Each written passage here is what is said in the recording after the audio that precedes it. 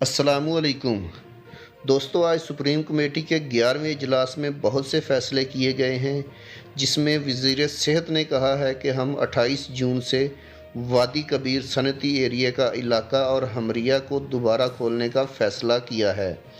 जबकि वज़ीर ट्रांसपोर्ट ने कहा है कि हमने 85% तजारती सरगर्मियाँ और 100% फैक्ट्रियाँ खोल दी हैं।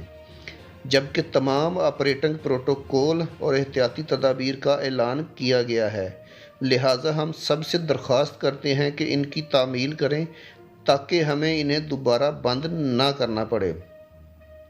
डॉक्टर सैफ अल इबरी साहब ने कहा है कि सीब में एक वर्कर कैंप जिसमें 2067 अफराद रहते थे, उसको बंद कर दिया गया है और भी बहुत से दूसरे कैंप, फैक्ट्रियां और कंपनियां बंद कर दी गई हैं।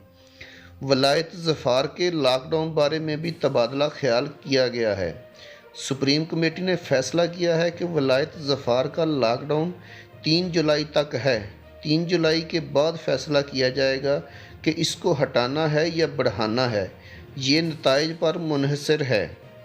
सुप्रीम कमेटी ने मस्कत, गवर्नरी और तेल के शोबों में हवाई अड्डों के माबैन परवाज़ें दोबारा शुरू करने का फ़ैसला किया है।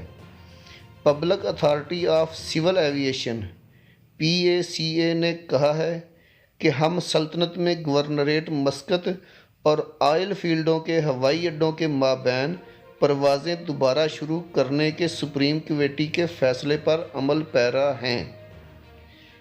पाकिस्तानियों के लिए बहुत ही अच्छी और ज़बरदस्त खबर आ गई है।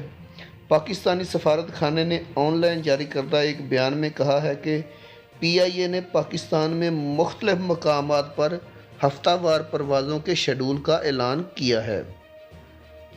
PIA के अलावा ओमान एयर और सलाम एयर भी हफ्ते में 4 परवाज़ें चलाएंगे। तमाम मुसाफिरों को मशवरा दिया जाता है कि वो टिकट के लिए बराह रास्त एयरलाइन से रब्ता करें।